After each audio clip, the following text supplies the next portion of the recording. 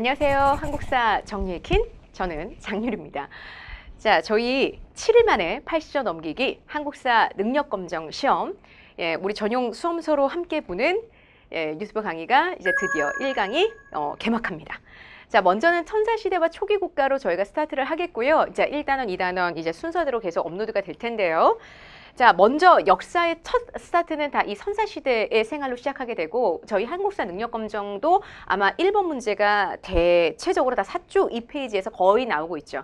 그러니까 출제율 거의 100%에 이르는 굉장히 중요한 주제입니다. 근데 여러 가지 부연 설명들, 잡다한 설명들 다 집어넣다 보면 저희 7일 만에 절대로 한국사 능력검정 못 끝낼 것인지라 과감하게 생략할 거 다 쳐내고 진짜 핵심적인 부분만 간단하게 요약 정리하는 그런 강의를 진행하도록 하겠습니다. 자, 먼저 선사시대 생활 첫 번째 주제. 자, 구석기로 들어가게 될 텐데요. 구석기와 신석기 그리고 청동기, 초기 철기 문제가 분명 유물 사진이 제시가 될 거예요. 그걸 통해서 거의 생활상을 이제 캐치해내는 게 그게 다 1번 문제인데, 구석기 하면 우리 역사의 시작이자 구석기 하면 거의 그거 나와요. 보고 계시죠? 주먹도끼라는 거. 이렇게 뗀석기의 유물이 제시가 되는 순간 무리를 지어서 끊임없이 이동했던 그 시대를 묻는 거구나. 웃으시면 돼요, 진짜로. 무리를 지어서 끊임없이 이동하다 보니 집을 제대로 지을 필요가 없어요. 그래서 동굴에 들어가서 맹수의 공격을 피하거나 비를 피하는 거죠. 아니면 나뭇가지를 이용한 강가의 막집. 이렇게 살던 시절. 그리고 항상 사냥감이 풍족하지 않아요. 먹고 살 게 늘 빠듯했던 시절입니다. 그래서 누가 누구를 지배하는 개념이 없어요. 평등이에요. 그러니까 똑같이 가난하면 똑같이 평등하다는 거죠. 자, 평등사회. 그 주먹도끼가 한 단계 더 발전하게 되면 구석기 시대 후반에 등장하는 순배찌르기라는 건데, 이 순배찌르기 같은 경우는 그 끝에 뾰족한 부분에 바로 나무를 이어 꽂아서 이음도구를 만들어요. 그래서 돌, 창을 제작을 하는 거야. 그래서 아주 작고 날쌘 동물들까지 던져서라도 잡을 수 있게끔 그때 제작됐던 게 바로 이제 구석기 시대 후반의 순배찌르기라고 보시면 되겠고요. 자, 이런 구석기를 지나게 되면 바로 신석기입니다. 지금으로부터 1만 년 전이죠. 기원전 8천년경. 드디어 제일 중요한 변화가 생깁니다. 농경과 목축이라는 게 바로 시작이 된 건데, 자, 농경이 처음으로 시작되는 단계를 맞이하게 됩니다. 자, 신석기 시대 대표적으로 조피, 수수 같은 밭작물 위주의 재배가 이루어지게 되는데요. 시작이에요. 시작이기 때문에 우리가 하나 이렇게 잊지 말고 생각해야 될 것은 이제 시작 단계, 그러니까 사유재산이라 불릴 만한 먹고 남는 잉여 생산물 없다라는 거죠. 그러니까 똑같이 평등한 사회가 계속 유지가 될 수 있다는 거 되게 중요한 포인트였어요. 다만 농경의 시작만으로도 하나씩 놀라운 변화가 생겨나게 될 테니, 끊임없이 이동하던 사람들이 이제는 강이나 그죠? 아니면 바닷가에 물 구하기 쉬운 곳에 바로 정착을 하게 될 것이고, 정착을 하다 보니 이제 집을 제대로 지어야 돼요. 이때는 바닥 모양을 동그랗게, 그건 위에서 아래로 내려다 봤을 때고요. 옆에서 봤을 땐 움푹판, 웅덩이를 이제 파고 들어가게 되거든요. 그러니까 반지하가옥, 위에서 아래를 내려봤을 땐 둥그스름한 모양의 원형 바닥. 그래서 원형 바닥에 움집을 짓고 정착을 하게 되더라 이랬고요. 그래서 암사동 유적지나 부산의 동삼동 유적지나 이런 식으로 큰 강을 혹은 바다를 따라서 이렇게 정착을 하게 되는 모습, 그쪽 주변에서 주로 많이 출토가 되는 게 항상 신석기 하면 이거 나옵니다. 그죠? 맨 아래 빗살무늬 토기요. 빗살무늬 토기가 시험 문제 많이 나올 수밖에 없는 이유가 5,000년 동안이나 사용되어졌던 거예요. 그래서 그 크기나 용도가 너무나 다양한 게 아주 많이 출토가 되고 있습니다. 그래서 신석기 하면 바로 이 빗살무늬 토기가 되겠고요. 빗살무늬 토기가 나오고 있는 곳에서 다 간석기 농기구도 볼 수가 있어요. 돌을 갈아서 이제 농기구를 제작하는데, 뗀석기에서 간석기로 한 단계 더 진화됐죠. 대표적으로 갈돌, 갈판 같은 것들이 나옵니다.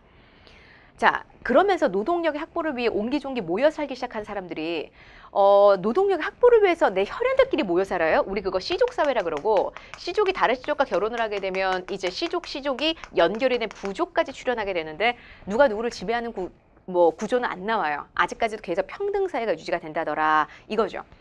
또 하나의 놀라운 변화는 자꾸 사람들이 하늘을 쳐다보게 되니까 해, 그리고 달, 또 내 뒤에 늘 있는 산, 맨 앞에 흐르는 강, 이런 자연물에 영혼이 담겨 있다고 믿기 시작을 합니다. 우리 이렇게 자연물에 영혼이 있다라고 믿는 걸 애니미즘이라 그러고, 특정 동물을 우리 부족의 수호신으로 믿는 건 토테미즘이라 그래요. 또 무당의 주술을 믿는 건 샤머니즘이라고 하는데, 이런 원시신앙이 처음으로 등장한 것도 다 농경의 시작. 그러니까 이것도 농경, 씨족사가 등장한 것도 농경, 간섭기 농기구의 등장도 농경, 정착한 것도 농경. 농경이 진짜 많은 변화를 끌어냈어요. 그러니 저걸 바로 신석기 혁명이라고 하는 거죠. 농사가 시작된 거.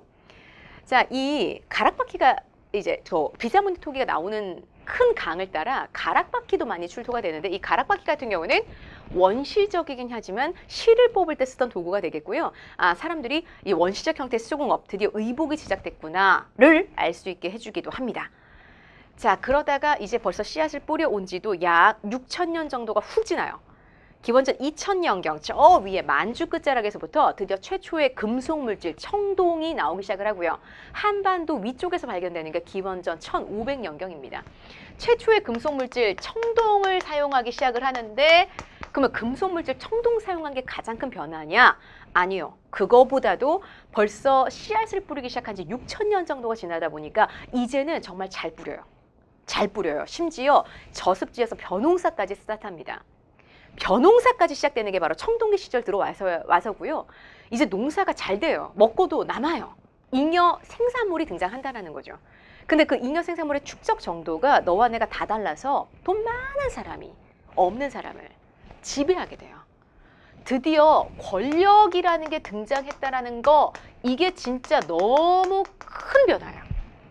인간 사회가 드디어 불평등한 구조로 진입이 돼요. 드디어 권력이 등장했고 계급이라는 게 발생하게 됐고요.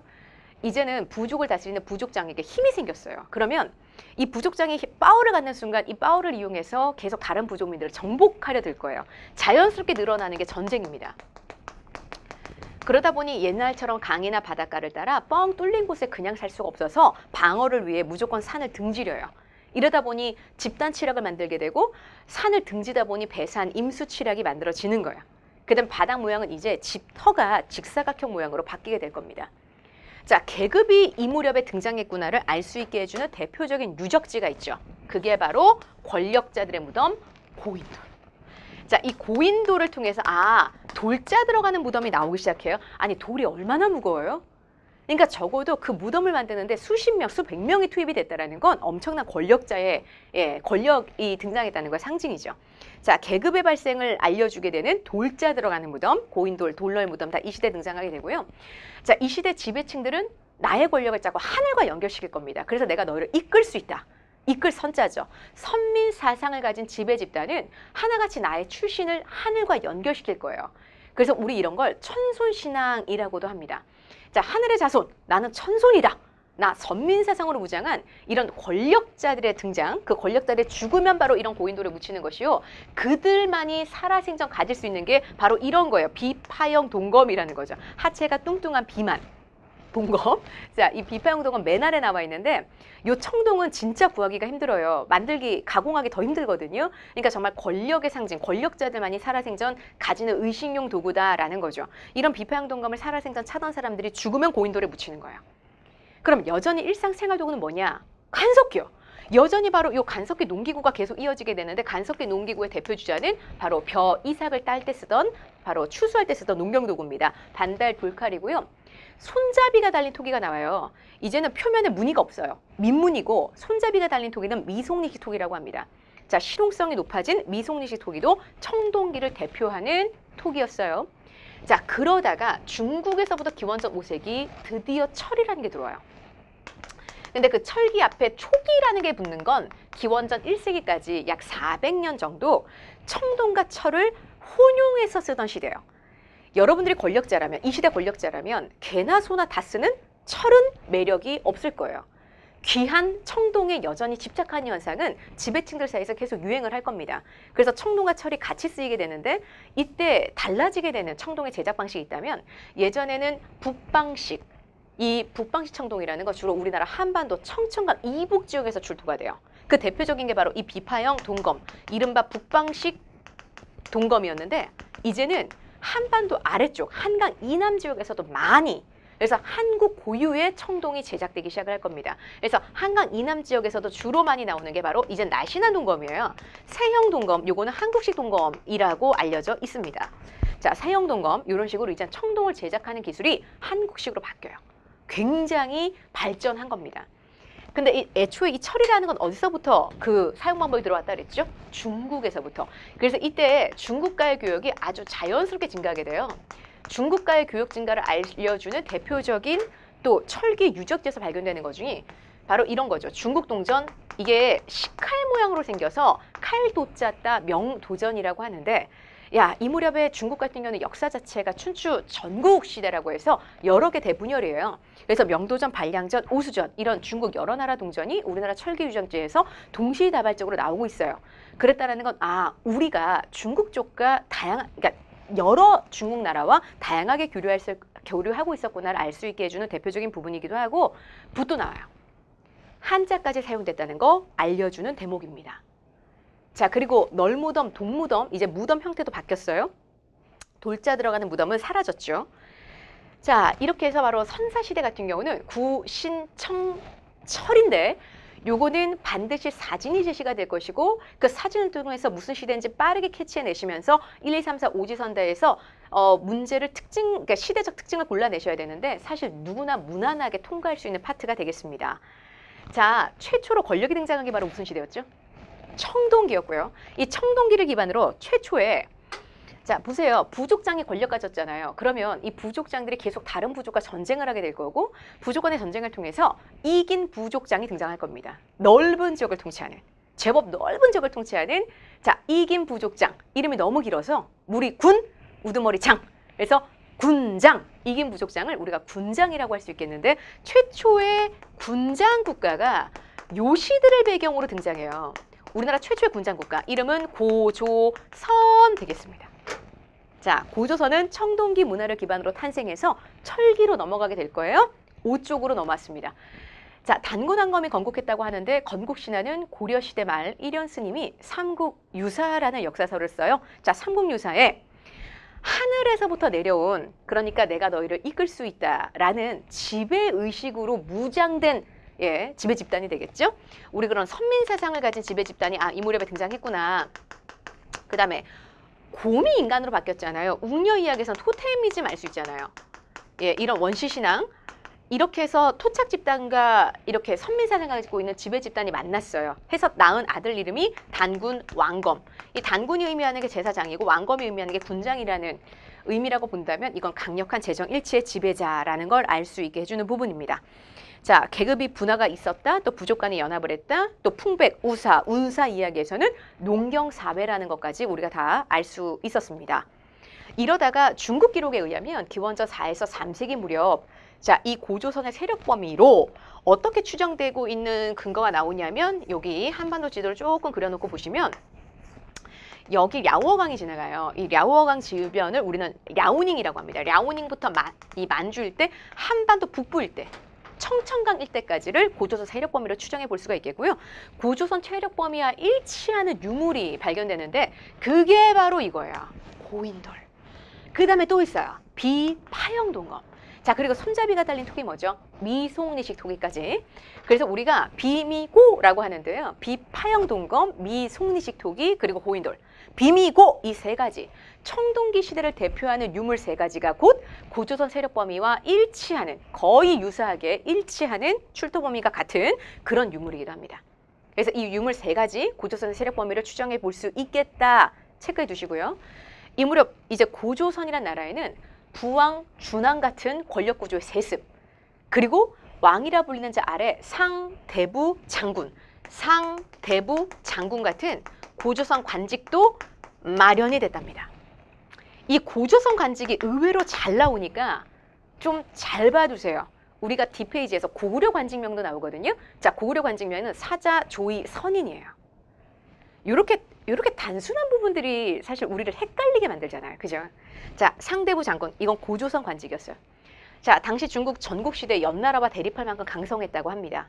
자, 그런데 그 흩어져 있던 전국시대를 중국 역사에서는 진, 시황제가 다 통일을 할 거예요. 기원전 2세기의 일인데요. 근데 문제는 그 진, 시황제가 만리장성 썼다가 훅 가요. 그리고 바로 왕조가 교체되니 그게 한나라예요. 그러니까 중국 역사가 기원전 2세기 진나라로 급격하게 통일이 됐다가 갑자기 한나라로 교체될 때 밀려나게 되는 정치인들 여러 명이 그 세력, 이제 자기의 세력을 끌어안고 이 나라로 들어왔다고 하는데 특히 위만이라는 자가 건너와요. 이 위만이라는 사람이 중국에서 건너 들어올 때 1000여 명의 무리를 끌고 나타났다고 합니다. 그래서 그 사람의 어떤 비범한 능력 때문에 당시 우리나라 고조선의 준왕이 서쪽 경계를 맡겼다고 하는데요. 이 남자에게. 그때부터 완전히 고양이에게 생선 맡긴 꼴이 됐어요. 거기서 권력을 키운 위만이 우리나라 준왕을 남쪽으로 밀어내고 이 땅을 차지하니 그게 바로 기원전 194년의 일이 되겠습니다. 이로써 바로 위만 조선이 탄생하게 되는데요. 분명 중국에서 건너온 세력이지만 거기 박스 안에 담겨져 있는 그 남자가 이제 여기로 들어올 때 상투를 틀고 흰 옷을 입고 들어왔다. 또 국호를 계속 조선으로 이어나갔다. 거기다 토착미 출신의 관리가 계속 높은 관직을 점했다라는 점에서 우리나라 역사를 끊어놓은 게 아니라 이어갔다라고 봐요. 그래서 단군조선을 계승하여 위만조선이 탄생하게 되는데 이 위만조선이 엄청난 의미를 가질 거예요. 기원전 194년이면 이미 우리는 중국에서부터 철이 들어왔어요. 이때. 근데 철이라는 게 제가 그랬죠. 그러니까 청동이랑 복합적으로 쓰이면서 사실 철이 민간인들 사이에 널리 보급이 안 되고 있을 때예요. 이 남자 최고의 의미는 바로 그 철을 이 땅에 본격적으로 도입했다는 거예요. 자, 위만조선 정말 엄청난 의미입니다. 철을 본격적으로 수용했다. 우리 역사 이때부터 철기로 완벽하게 진입을 하게 되는 거고 이때부터 농기구와 무기가 굉장히 좋아지겠죠. 근데 우리가 그렇게 철이라는 게 굉장히 이제 본격적으로 수용이 되면서 앞선 무기를 이용해 당시 중국은 한나라로 통일이 됐다고 했습니다. 자, 한나라와 남쪽에 진이라고 있었대요. 이건 국호만 전해지는 나라라 정치를 알 수가 없는 나라예요. 자, 한나라와 진나라 사이에 중개무역으로 우리가 엄청난 이득을 봤답니다. 우리가 중개무역으로 이득을 봤대요. 자, 바꿔 말할게요. 중국의 한나라는 손해를 봤다는 얘기야. 한나라는 이 사실을 매우 띠껍게 여겼을 겁니다. 그래서 바로 한나라의 침략으로 결국 위만조선이 흔들리다가 결국에 멸망하게 될 텐데 한나라의 침략으로. 자, 이제까지 고조선을 지탱해온 강력한 보복법률, 팔조법이라고 하죠. 이 팔조법이 그때 결국에 무너지게 되는 거예요. 자, 그 아래 팔조법 3가지 조항이 전해져 내려옵니다.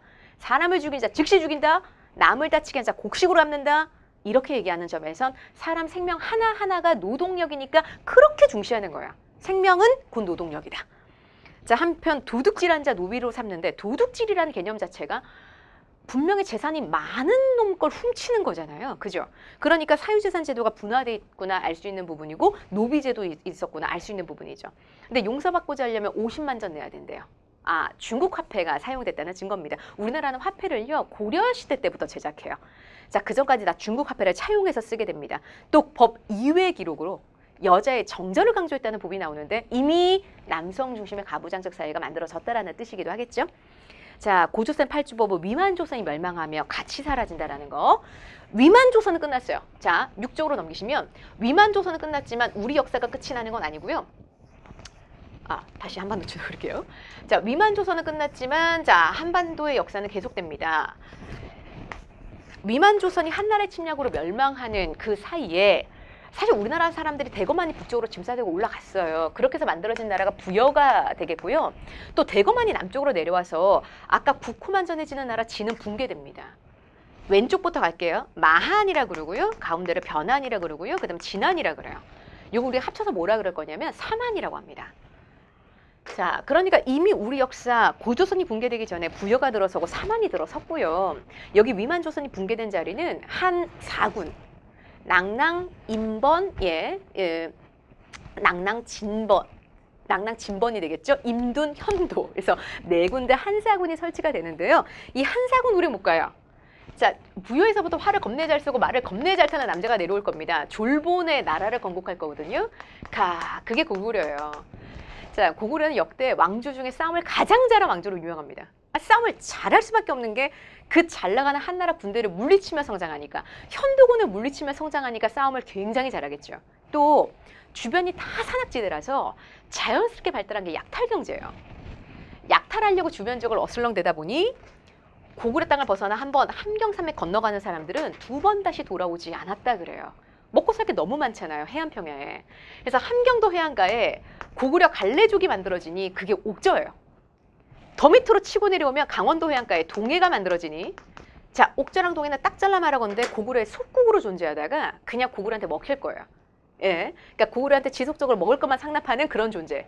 그래서 이 두 개 나라는 독자적으로 발전하지 못할 겁니다. 자, 연결고리가 있어요. 지금 그래서 파란색으로 제가 지금 체크를 해본 거고요. 이 두 개 나라가 더 압박을 받는 건 여기 중국의 잔재, 낭낭이 자리 잡고 있을 거예요. 이 낭낭 역사는 우리 역사와 굉장히 오래 갈 겁니다. 중국인인 이 낭낭군은요, 우리나라 미천왕 때, 고구려 4세기 미천왕 때 몰아낼 거거든요. 그러니까 이 낭낭은 우리 역사 굉장히 좀 오래 갈 거라는 거. 자, 이렇게 부여고구려 옥저동의 만변한 진안이 들어섰는데 이건 철기를 기반으로 성장한 여러 나라, 이렇게 우리가 표현을 해볼 수가 있겠어요. 자, 이 여러 개 나라들 중에 가장 발전된 수준을 보이는 나라가 바로 이 부여와 고구려예요. 왜? 중국과 국경을 맞대고, 아니 지금 지지 않는 것만으로도 경쟁이 된다는 거 아니에요? 경쟁이 된다는 것 자체가 발전 수준이 제일 높다라는 거죠. 제가 아까 이긴 부족장을 군장이라고 말했는데, 그런 여러 명의 군장, 그러니까 5개 부족이 연맹한 나라예요. 이 나라들이 둘 다요. 5개 부족이 연합을 했으니 나라 안에 부족장 5명 있다는 얘기죠. 근데 그중에 한 명이 왕으로 치고 나갈 거예요. 자, 우리 그걸 연맹 왕국이라고 하는데요. 드디어 군장국계를 탈피해, 자, 나라를 대표할 왕이 출연하는 연맹 왕국 단계로 접어들어요. 이제 막 왕이 나왔어요. 부여의 예를 들게요. 자, 5 부족장 중에 한 명이 왕으로 치고 나갑니다. 자, 부여의 위치를 보자 하니 부여는 농사가 잘릴 땅은 아닌 것 같아요. 너무 춥겠죠. 그래서 저기는 사실 목축이 되게 중요하고, 목축이 중요하기 때문에 이 부족장들을 가라고 부르는데, 이 가라고 부르는 부족장들의 이름을 가축 이름을 따고 있어요. 가축 중에 제일 비싼 가축은 전쟁을 못 타고 나가죠? 말 타고 나가죠? 말이 제일 비쌉니다. 마가가 되겠고요. 그 다음에 소예요. 우가고, 그 다음에 돼지입니다. 그 다음에 개예요. 자, 가축의 이름을 딴 4명의 부족장들이 각기 지역을 통치할 거예요. 왕은 나라를 전체에 외교와 국방의 권력만 행사를 할 겁니다. 그러니까 전쟁을 할까요 말까요만 결정하는 게 왕이에요. 그러니까 왕은 있는데 왕권은 강한 거예요, 약한 거예요? 약한 거죠. 그게 연맹 왕국의 특징이에요. 왕은 출연했지만 왕권이 약하다. 왕권이 약해요. 우리 이 부여에, 자, 왕의 손아귀에서 4군데가 나갔죠. 우리 그거 사출도라고 하는데, 부여의 사출도가 왕은 이때 왕권이 약하다라는 연맹 왕국의 특징을 제일 잘 보여줍니다. 그래서 시험 문제에 제일 많이 나오는 키워드이기도 해요. 자, 부여의 사출도요. 벌써 1세기 초반에 왕호를 쓸 정도로 수준은 굉장히 높았어요. 하지만 3세기 선비족의 침략을 받아 흔들리다가 결국 5세기 고구려에게 다 먹혀버릴 겁니다. 자, 이 여러 나라들 중에 가장 넓은 평야를 차지하고 있었다는 게 부여인데, 사실 농사가 많이는 되지 않아서 반농, 반목, 그래도 먹고 살 거는 있는 자급자족 경제가 이루어졌다고 하고요. 여기는 왕이 죽으면 아래 것들 다 생매장하는 순장이라는 풍습과 소굽으로 미래를 점치는 우제전복이라는 풍습, 그 다음에 일책 12법이라는 건 물건 하나 훔치면 12배를 배상해낸다는 얘기예요. 강력한 고조선의 보복 법률이었던 팔주법을 계승한 대목이라고 할 수가 있겠고, 하늘의 제사를 지내는 제천 행사 중요합니다. 12월 달에 연고인데, 보통 제천 행사라는 건 10월에 주로 할 거예요. 하늘의 제사를 지낸다는 것 자체가 추수감사라는 의미가 되게 큰 건데, 이 나라는 그렇게 감사를 할, 사실 농사보다도 목축이 잘 되는 거, 그러니까 가축을 많이 기르는 거, 거기다 사냥이 잘 되는 거를 더 사실은 바란단 말이죠. 그러니까 12월 달에 사냥감의 번성을 기원하며 수렵사회 전통을 계승한 바로 12월 달에 연고라는 제천 행사가 존재합니다. 자, 고구려로 내려가면, 고구려는 척박하다 그랬죠. 그래서 자연스럽게 약탈 경제 발달한다. 여기도 역시 오부족 연맹 왕국인데, 왕 아래 가라고 불리는 사람들이 있어요. 이 왕 아래 가가 뭐 상가 고추가 이렇게 불리는데, 이 가들이 제가회의라는 회의를 열 거예요. 이 제가회의에 왕도 껴서 동일한 발언권을 행사해요. 그럼 왕권이 약하다는 얘기죠. 나중에 왕권이 강화가 되잖아요. 그럼 제가회의에서 왕이 빠지는 거예요. 일단 제가들끼리 논의를 하죠. 거기서 결정난 사항을 왕이 수용할지 말지를 왕이 따로 결정해요. 이게 진짜 권력이 강한 거죠. 그래서 왕권이 강화된 이후에도 고구려는 제가회의라는 이름으로 계속 갈 겁니다. 왕 아래 이 가들이라는 자가 사자, 조이, 선인을 거느린대요. 사자, 조이, 선인, 비서실장, 경호실장 같은 이런 그 관리들일 텐데, 왕만 거느리는 게 아니라 제가들도 거느린대요. 그러니까 왕권이 약한 거죠. 자, 여기 10월 달에 제천 행사, 이름 동맹 되겠고요. 독특한 결혼 풍습이 있습니다. 남자와 여자가 결혼하면 여자가 남자 집으로 들어가 한평생 시집살이 하는 거 아니고, 자, 서옥제라고 해서 대릴사비 제도가 존재해요. 대릴사비 제도 고구려의 서옥제였어요. 자, 옥저로 내려가게 되면 이 두 개 나라는 발전하지 못한다 그러죠. 발전하지 못해요. 자, 옥저랑 동해는 이렇게 산이 있고요. 하천이 이렇게 흘러가잖아요. 마을과 마을의 경계가 싹 나눠지는 거예요. 그러니까 나라를 전체를 대표할 왕은 끝내 안 나올 거예요. 그냥 여러 명의 흩어져 있던 군장들이 동시다발적으로 존재할 텐데 어느 지역은 읍군, 어느 지역은 삼노라고 합니다. 그래서 읍군이나 삼노라고 불리는 군장들이 각기 지역을 통치하더라. 옥저와 동해의 공통점이에요. 또 고구려에게 지속적으로 먹을 걸 상납하는 것도 공통점이죠. 뭐 소금이나 해산물 풍부하고 뭐 옥저 먹고 살 거 되게 많아요. 옥저의 특징 중에 하나가 전해져 내려오는 제천 행사가 없습니다. 그게 특징이에요. 옥저는 딱 명칭이 전해져 내려오는 게 없어요. 제천 행사가. 대신 결혼 풍습이 잘 나오는데 고구려가 아가 대릴사회제도 서옥제였다면 여기는 매매혼이에요. 여자를 데리고 오는 그 집안의 노동력을 뺏어오는데 대가를 금전적으로 지불한다는 거죠. 매매혼, 민며느리제. 여자를 돈 주고 찜? 민며느리제나 부습. 거기다 아버지가 죽으면 뼈가루 추려나 엄마가 죽으면 뼈가루 추려나 가족 하나가 다 죽어야 온전한 무덤 하나를 만들어요. 우리 그런 걸 가족 공동 무덤, 골장제라고도 합니다. 가족 공동 무덤, 골장제도. 그래서 옥저는 오히려 매장 풍습, 가족 공동묘라든가 제천 행사가 없기 때문에 민며느리제로 집중되는 거죠. 문제가. 동해 같은 경우는 단궁, 과하마, 반어피. 단궁은 짧은 활이고 반어피는 바다표범 가죽이에요. 그리고 과하마는 조랑말을 얘기합니다. 이런 특산품이 유명했다 그러고요. 여기는 10월 달에 무천이라는 제천 행사가 있어요. 그러니까 여긴 전해져 내려오죠. 10월 달에 무천. 그다음에 동해는 엄격한 족 외혼을 지켰다고 하고 이 조기혼을 엄격하게 지키는 것과 서로의 부족 경계를 침범하게 되면 말이나 소나 노비로 변상한다 그러는데 그 말, 소, 노비 서로 간의 부족의 경계를 침범하면 말이나 소나 노비로 변상한다. 우리 그거 두 글자로 책화라 그래요. 자, 책화나 조계혼이라는 이런 풍습이 등장하는 건 시족의 전통이라는 걸 엄격하게 보존하기 위한 풍습이라는 거죠. 동해였어요. 동해. 조계혼, 책화를 엄격하게 지키더라. 한편 이 사만 같은 경우는 가장 큰 특징이 복잡하다는 거예요, 나라가. 자, 54개 소국으로 이루어져 변하는 12개, 진화는 12개 소국으로 이루어져 있는데 이 사만은 자, 지역과 지역마다 어느 지역의 세력 큰 군장은 신지나 견지라고 불리고 어느 지역의 또 세력이 작은 군장은 읍차나 부래라고 불렸다고 합니다. 아, 나라가 좀 복잡해요. 이런 세력의 크기에 따라서 세력이 큰 군장, 세력이 작은 군장 막 이렇게 막 동시다발적으로 복잡하게 존재하는데 특징은 제사장이 동네마다 따로 있다는 거예요. 제사장은 천군이요. 천군이 다스리는 신성지역이 소도입니다. 하늘과 닿아 있다라는 솥대라는 게 그 증거예요. 솥대가 솟아있는 나라 신성지역 그 소도에서 천군이 제사를 따로 지내요.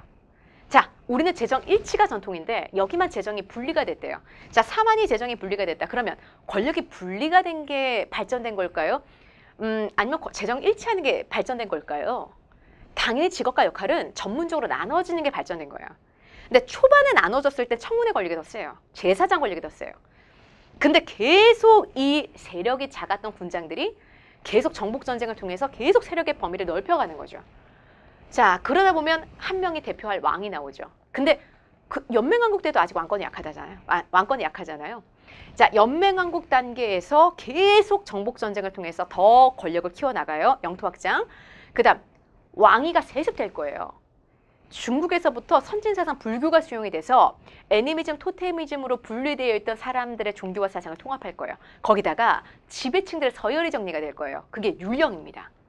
그런 특징들이 나오기 시작하면 그게 권력이 강화된 중앙 집권 국가가 되는 건데 고구려에서부터 온조가 내려와 온조가 정착한 백제국, 한강유역의 백제국이 결국 마한을 다 통합할 거예요. 그 다음 여기 진안은 경주 지역에서 일어난 사로국이 진안을 다 통합할 건데 이게 나중에 신라가 될 거예요. 그래서 그 신라와 백제와 위를 다 천하통일하는 고구려 이 세 개 나라가 딱 그 왕권이 강화된 중앙 집권 국가로 성장을 할 겁니다. 중앙 집권 국가 딱 그 세 개 나라고요. 변환 같은 경우는 가야로 발전할 건데 철해왕국 가야는 끝끝내 왕권 강화가 안 되고 연맹왕국 단계에 있다가 멸망을 할 겁니다. 신라로요. 그래서 사만은 되게 복잡했는데 마한 예, 익산 땅 목지국이라고 여기가 제일 컸대요. 예, 익산 땅의 목지국이 사만 전체를 이끌었다. 결국 마하는 백제로, 변하는 가야로, 그 다음에 저 진하는 사로국이 다 통합할 건데 훗날 국호를 신라라고 바꿀 거다. 이거죠. 재정이 분리된 게 제일 특징이었고요. 벼농사가 워낙 잘 되는 지역이라 저수지가 이때 파인 게 지금까지 전해져 내려와요. 예, 그리고 철이 많았어요. 변안에. 철의 왕국 가야라고 불릴 겁니다. 5월에 수린날, 10월에 계절제, 씨앗 뿌리고 한 번, 추수하고 또 한 번. 제철 행사는 여러 번 있었다고 하고요. 워낙 농사가 잘 되는 지역이니까 두레라는 공동 노동 조직은 일찌감치 등장했다고 합니다. 자, 그 아래 사료 좀 참고해 주시고요. 자, 빈출 키워드가 나옵니다. 그 우측 페이지. 그러니까 이번 단원을 이번 1단원 굉장히 짧았어요. 이번 단원에 가장 빈출되는 키워드를 제가 간추려 본 건데요. 우리 왜 그 보통 학습은 원시적인 형태가 좋아요. 머리 안 쓰고 복잡하게 머리 쓰지 말고 원시적인 형태가 제일 좋습니다. 가장 원시적인 형태로 우리 예전에 뭐 했어요? 왼쪽 가리고 우측 이제 읽어 내려가면서 혼자만의 테스트를 보는 거죠. 그렇게 활용하시면 굉장히 좋아요. 그래서 이게 딱 사진 보면서 아 이게 무슨 이제 사료인지 그죠? 이게 무슨 그림인지 무슨 지도인지 이렇게 활용을 좀 잘 해주시면 좋겠습니다. 빈출 키워드 333이 전개가 되고 그리고 문제풀이가 이어지는데 자 문제풀이는 우리 각자의 몫으로 맡겨두고 예 질문만 나중에 따로 받아보도록 할게요. 저는 그럼 2단원 이제 왕권이 강화된 고대 국가로 들어갑니다.